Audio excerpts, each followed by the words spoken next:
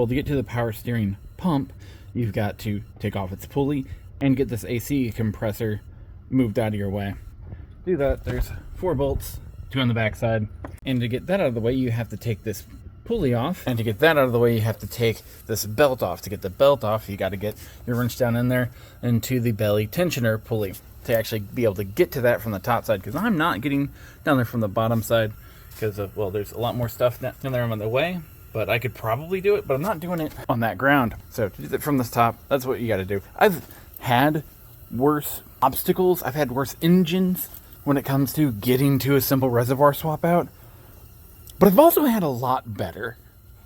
By the way, side note, if you're at this stage already and you, like me, have a compressor with a bad seal on the inside and really don't like having to remove all that kind of stuff more than once, now's a great time to swap it out.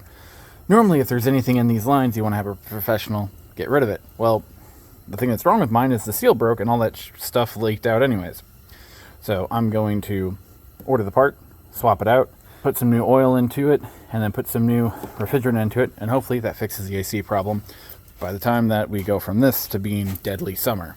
Big gripe, however, I should be able to tear this down and do a rebuild on it, but I cannot find anywhere that I can buy the actual seal that's bad here. On this model, there is a single-walled seal in here that is known to go bad.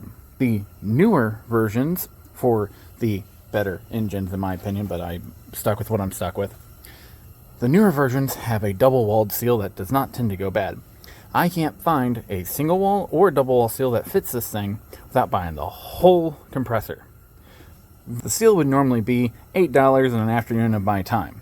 Instead, it's still going to be an afternoon of my time, and it's going to be $150 something, and a bunch of extra waste that didn't have to exist.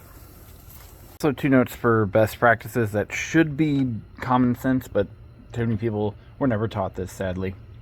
When you're inside an engine and you're taking stuff apart, take the few minutes it takes to clean out stuff like that. It's just best practices.